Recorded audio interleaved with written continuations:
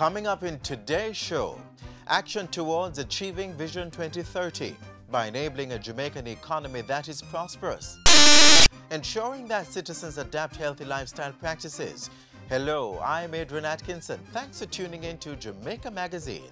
As usual, this is the space where we inform and educate you on matters of national interest. So please, stay with us.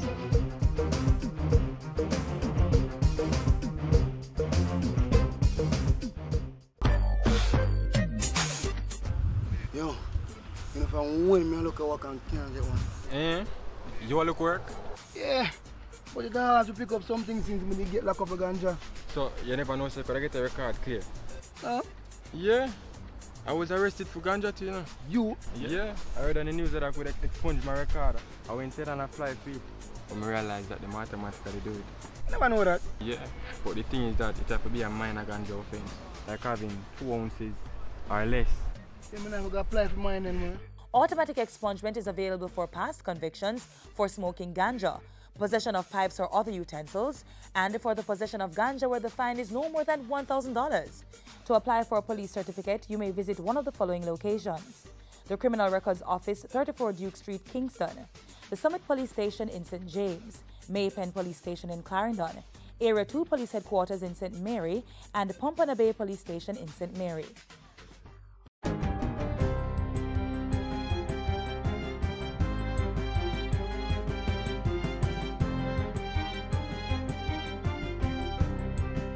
Good day, I'm Carrie Ann Smith, and this is your JIS News for Thursday, May 26. Prime Minister Andrew Holness told Parliament on Tuesday during his budget presentation that he had instructed the Justice Minister to table a ministry paper and draft legislation for the fixing of election dates. In justifying his stance on the matter, Mr. Holness said fixed election dates would remove the uncertainty associated with elections and limit the impact on businesses. A critical plank of the growth agenda is to reduce the uncertainty of government action, reduce the time for decisions, flatten the hierarchical structures, and speed up the bureaucratic processes. This will reduce political risk and government-related risks in investments, thereby making Jamaica a more competitive environment. Meanwhile, the Prime Minister has moved to clarify reports that funds for this year's Labour Day activities were distributed disproportionately. While indicating that his government would not tolerate partisan distribution of public funds, Mr. Holness said he had asked the Tourism Minister to carry out a detailed study of the allocations of the Tourism Enhancement Fund over the last year. He said the study would be made public. Mr. Holness also announced plans to set up a joint parliamentary committee to determine how funds must be distributed among members of Parliament. We will ensure that no constituency is deprived. In other news, $286 million will be spent to improve the resort town of Ocherius in St. Anne. Tourism Minister Edmund Bartlett made the announcement while speaking with members of the media and other stakeholders following a tour of sections of Ocherius on Friday. He said the targeted work is to be conducted this year as part of ongoing efforts to make the resort town more appealing. It is no good if we come here with 5,400 passengers on the oasis of the sea and they stay on board, or 2,500 and they stay on board. We're going to help you to market. We're going to be in the ships and on the board and getting our images all across the place. We're going to be taking our craft vendors and so on into that space as well. The improvement work will be financed by the Tourism Enhancement Fund and is to be undertaken in partnership with the Port Authority of Jamaica and the Urban Development Corporation. Sport Minister Olivia Grange said the Anti-Doping in Sport Act will soon be amended. She made the comments during Sunday's broadcast of JIS TV's Issues and Answers program. I'm hoping that we can fast-track that before the Olympics in August. The Anti-Doping Act is among a list of laws which will be updated during this legislative year. Minister Grange said she'll also be bringing to Parliament the Legal Deposit Act, the Sexual Harassment legislation, as well as the National Library Act of Jamaica. In the area of culture, she said the ministry will be using the creative industries to push the economic growth of the country. State Minister in the Ministry of Education, Youth and Information, Floyd Green, has called for collective action for the care and protection of our nation's children. The minister was speaking on Wednesday at the unveiling of 214 new names engraved into the Crying Child Monument.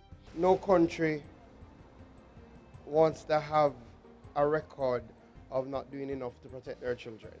I think this is an important gesture by the Scotiabank Foundation, because I think it's a call to action for all of us as citizens of Jamaica that we need to do more, that we need to ensure that we recognize that every child is our collective responsibility and that we all have a duty to protect them. It is a very sad situation, but we hope that by doing this it will keep in the minds of all Jamaicans that the work continues of caring and protecting our children. Inscribed on the monument are the names of Jamaican children who have died under violent and tragic circumstances since May 16, 2011. And finally, persons living in rural Jamaica will soon have easier access to justice with the launch of a mobile justice unit. Justice Minister Delroy Chuck made the announcement on Saturday at the Legal Aid Council's Justice Fair. He said the mobile justice unit will be commissioned into service within another few weeks, enabling rural residents and others to access legal aid among other services at a minimal cost. This mobile unit will be going into the different parishes with lawyers aboard, and it will be advertised so that persons can visit this mobile unit, and you can immediately see that we're taking the service to the people rather than the people coming to the Legal Aid Council's office. And that's it for GIS News Today. I'm Carrie-Ann Smith. Thanks for watching. The income tax threshold will move from $592,800 to $1 million on July 1, 2016. And on April 1, 2017, it will move from $1 million to $1.5 million. This will benefit all persons who pay income tax. The government of Jamaica, building a partnership for economic growth and prosperity. Making Jamaica the place of choice to live, work, raise families and do business is the overall objective of Vision 2030 and the outcome of 4 targeted goals. Goal 1 seeks to empower Jamaicans to achieve their fullest potential. How?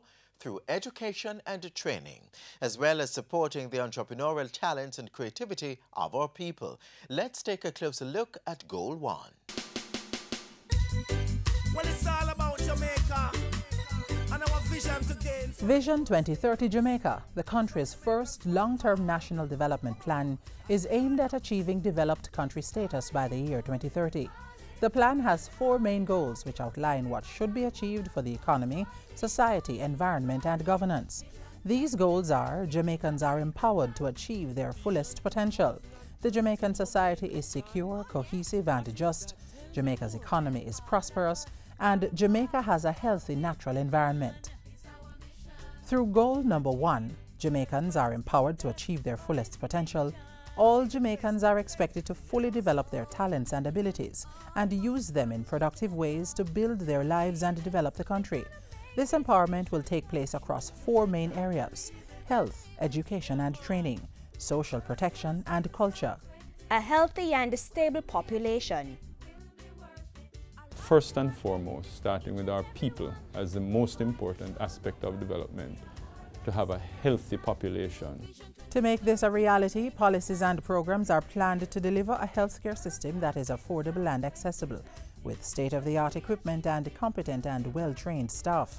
Jamaica will increase its ability to fight diseases, infectious diseases like HIV/AIDS and malaria, and chronic and lifestyle diseases such as diabetes. This will assist efforts to increase the length of time someone is expected to live, from the current 73 years to 76 years.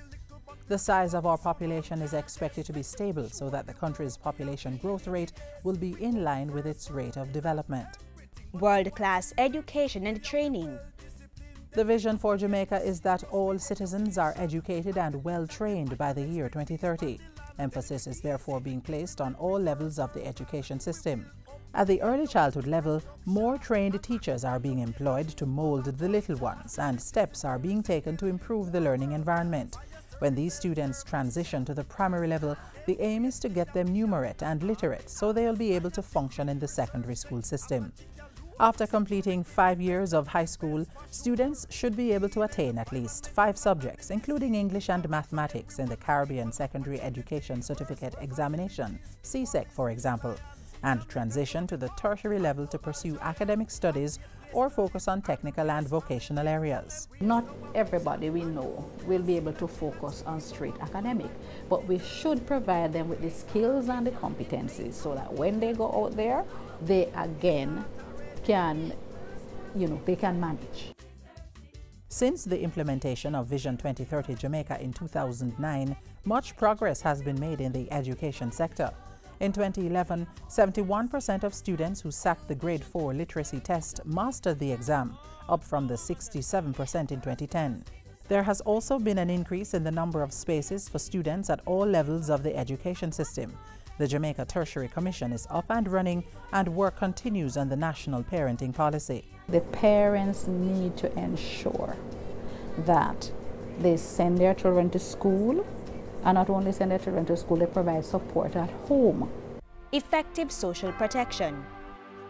In order to achieve the first goal of Vision 2030 Jamaica, the country must also provide adequate social protection for all, including its vulnerable and most needy population. This will be done by ensuring that persons contribute to the National Insurance Scheme, NIS for example, and also participate in pension schemes. Vulnerable persons are children in low-income households, the elderly, persons with disabilities, and the poor. Several programs have already been introduced to improve their quality of life. These include the Program of Advancement through Health and Education PATH, which is providing income support to challenged households, the Steps to Work and special youth employment and training programs. As for the disabled, through Vision 2030 Jamaica, they should have equal opportunity to an improved quality of life. The Road Traffic Act has also been amended to allow some persons with disabilities to acquire driver's licenses and be able to drive. Authentic and transformational culture. Through Goal 1 of Vision 2030 Jamaica, all citizens will celebrate, promote and protect our history and rich heritage. Our core and transformational values, such as honesty, respect, trust, forgiveness and discipline, for example, will be embraced by the society. Underpinning the plan is recognition that unless we have mindset change and reinforcement of those positive things that made us strong as a people and made us positive, then the plan is doomed to failure. Through the Citizenship in Education and Civics programs in schools, the younger generation will be taught the core values. The family has to be restored as the cornerstone of society, providing the foundation for its members to be integrated into the wider society. Among other things, a number of museums and culture yards will be established to showcase the things that make us unique as a people. Our national brand, Brand Jamaica, will also be incorporated in all aspects of our social and economic development. The role of sport in national development will also be strengthened. Sport has a very strong economic component, but it's also a very strong social and even moral component to it, in that it causes people to develop values that can be positive, and we want to integrate sport into all of our national development. Sports promote respect for each other's rights and build bridges across communities, churches, schools and even across borders. Vision 2030 Jamaica through Goal number 1 is bringing out the best in everyone, empowering Jamaicans to achieve their fullest potential. To learn more about the National Development Plan, call the Planning Institute of Jamaica or the Jamaica Information Service. Visit the Vision 2030 Jamaica Facebook page or vision2030.gov.jm.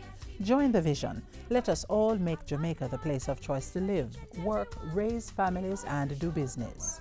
We are more than see and stand through Vision 2030 Jamaica Plan. Oh, now I understand. Preparing for CSEC exams? Visit ELJAM's virtual learning environment for free study notes, videos, and quizzes in 11 subjects. www.elearnjavle.org.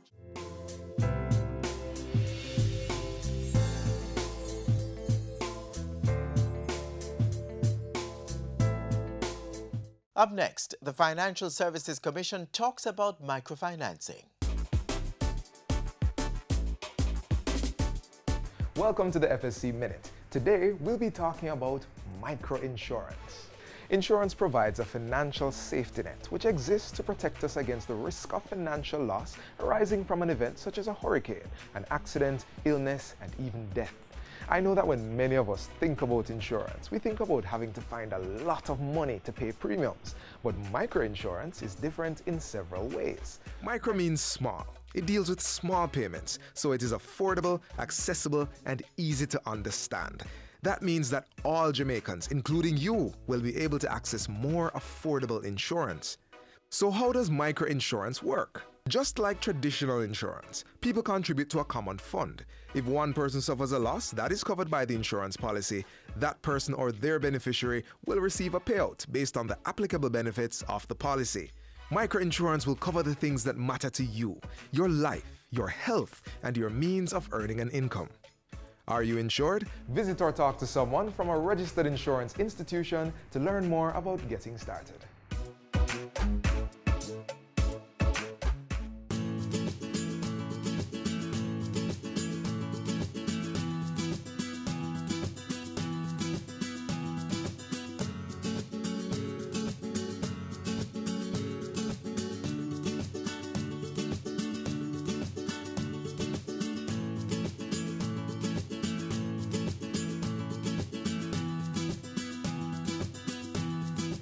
Millions die each year from smoking-related illnesses.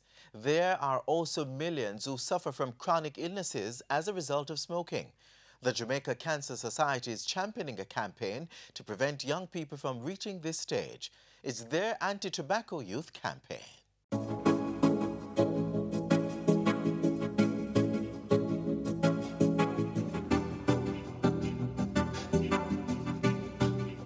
Cancer is usually the first thing that comes to mind when talking about the effects of smoking. But the fact is, cancer is just one of several harmful effects to the body. And if you look at the bigger picture, you will see that smoking affects the body from head to toe. This information was part of the message being shared with close to 500 students who were at the Jamaica Cancer Society's Anti-Tobacco Youth Forum in March. The main message? We want to say to you this morning, don't be fooled. Cigarette has an agent in it, nicotine. It's highly addictive, and once you start, it's going to be difficult for you to stop. Quoting from statistics out of the United States, Dr. Foster said smoking-related illnesses killed more people per year than AIDS, fires, road crashes, murders, suicide, and alcohol combined. Her presentation had the attention of the students, and she continued by telling them that persons who smoke usually experimented with either things like alcohol or drugs. And then you're addicted, and then you're dying to quit. When we say you're dying to quit, we're not speaking about it in the figurative sense, we're talking about it in the literal sense, in that the longer you take to quit, the more likely you're going to die from the effects of cigarette smoking. Every cigarette smoke reduces life by 11 minutes. Think about it. Every carton reduces life by a day and a half. Every year a person smokes a pack a day, his life is shortened by about 2 months. And the years of life expectancy of a typical smoker is 25 years. So you lose about 25 years if you spend your life smoking. The sixth staging of the Jamaica Cancer Society Anti-Tobacco Youth Forum was held under the theme #MakeWeTalk. It focused on areas such as risky behaviors among adolescents and empowering young adults. The event included video and audio-visual presentations and talks from representatives of the Ministry of Health, National Chest Hospital, National Council on Drug Abuse, NCDA, Heart Foundation of Jamaica, and the Association of General Practitioners. What we're doing is giving the information at this point that all form of smoking and vaping is dangerous, especially to developing body and developing mind. And whereas students believed that smoking hookah or electronic cigarette was much safer, Substance Abuse Officer at the NCDA, Daniel Brown, raised the red flag. Did you know you can get an STI from smoking a hookah? No? Understand this. The mouthpiece, what is down the bottom, because you do what? You share it. They move from mouth to mouth to mouth. So if the person has an STI, what you do with it? You pass it along. All right? Did you know when you sit down in a session for about 20 minutes or 30 minutes smoking a hookah is equal equivalent to smoking about 100 cigarettes or more one time? A research done by the NCDA in 2010 showed that Jamaican youth begin smoking as early as 13 years of age. The data also showed that at least 44.4% of students have smoked at least once, 31.3% smoked a tobacco product, and 20.2% have smoked cigarettes. Teen smokers have a harder time competing in sports, right? They're more likely to get sick from colds and flus. They're not going to be able to perform at your maximum and achieve the best from your schooling and your education. We know that within minutes of a person smoking a cigarette, it affects their heart rate goes up, they get constriction in their blood vessels, even their lungs, they get tightening of their airway and increased production of mucus. After hearing these important presentations, we spoke with a few of the students and one teacher to get their reactions. It has helped me a lot, like to understand the importance of drugs and substance abuse. We really need to enforce this in the schools more, and to have students like myself notified more about that it's not good for the body, and that we need to be more serious about it and to say no when we have friends that are pressuring us to do such bad things. What I learned is that smoking, it can damage the brain. I believe that this is a good initiative by the Jamaica Cancer Society to make students aware of drugs, and we're not naive that some students are smoking, and by bringing the information to them, that it will deter some of them, and also they will take it back to their peers as to why they shouldn't smoke also. I think more students will be more aware, and the more awareness we get, it is the more students are able to make better decisions, which will impact Jamaica. The impact hopefully includes less youth being involved in tobacco or drug usage, more students empowered to focus on their studies, and a generation that will spread the message of the dangers of tobacco. The item of the future. Drugs and everything that is negative will take away from Jamaica's rich future, which is embedded within the item. If one no rise, then Jamaica is doomed to fail. Say we love Jamaica. Say no, we're no better than Jamaica. Yeah. Our island paradise, real Jamaican pride.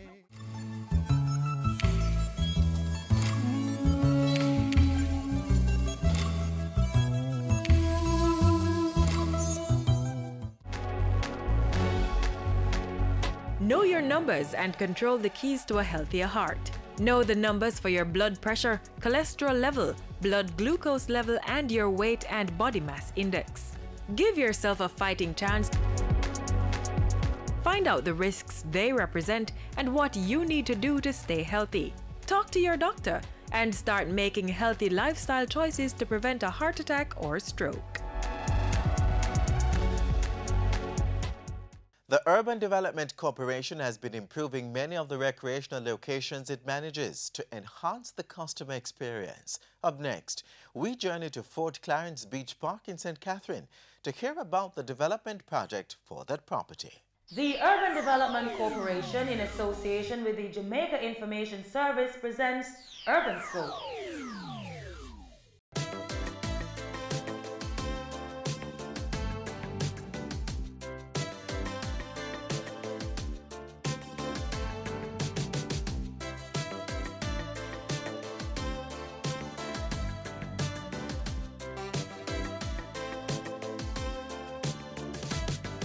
Fort Clarence Beach, located in the Hellshire area of Portmore, St. Catherine, is like an oasis for patrons. I've been coming to the Hellshire Beach area now for over 45 years. It is my getaway place for solitude, for meditation, for relaxation. I like the fact that it has a large beach area. It also has a long front on the beach, which allows me some jogging facilities. It's also beautiful, and I find there's no harassment. It's far from the maddening crowd. There's a little place to retreat. I find early mornings quite good.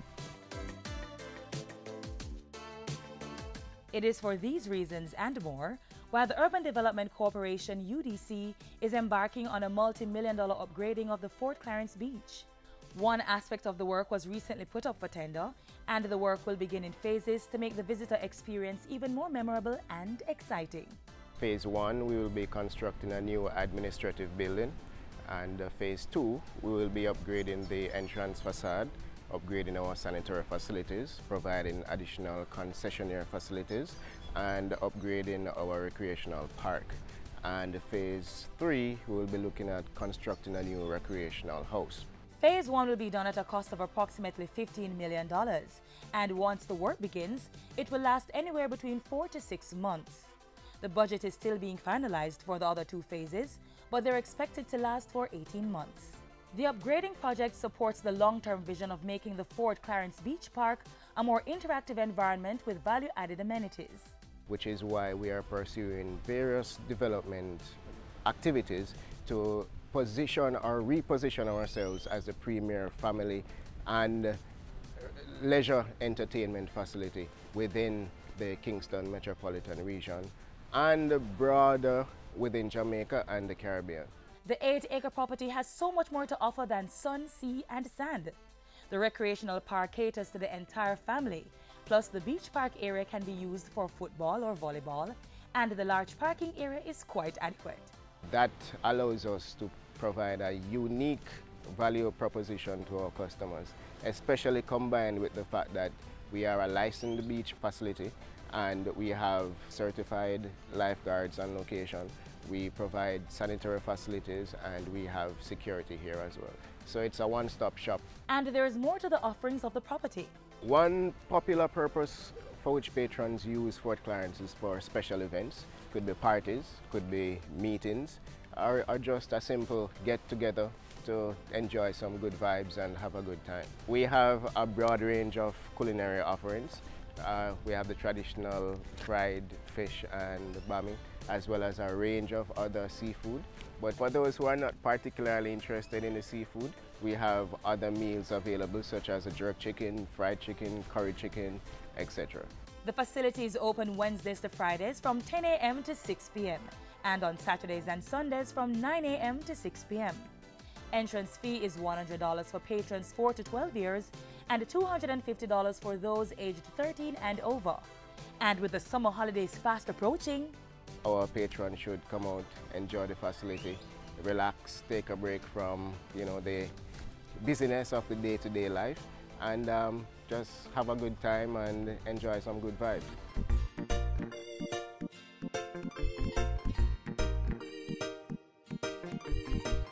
The Urban Development Corporation, making development happen within its creational facilities for our enjoyment. To learn more about the work of the Urban Development Corporation, call 656-8031 or visit their website at udcja.com. You may also follow them on Facebook, YouTube, Twitter, and Instagram, or visit their information center on the ground floor Kingston Mall, downtown Kingston. Urban Scope was brought to you by the Urban Development Corporation in association with the Jamaica Information Service.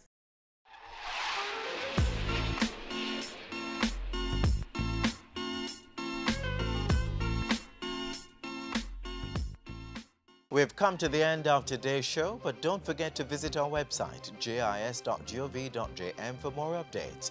Keep sending your feedback to Jamaica Magazine at jis.gov.jm or a tweet at JIS News. Our team will be back tomorrow with another show. On behalf of the entire production crew, I'm Adrian Atkinson. Do take care.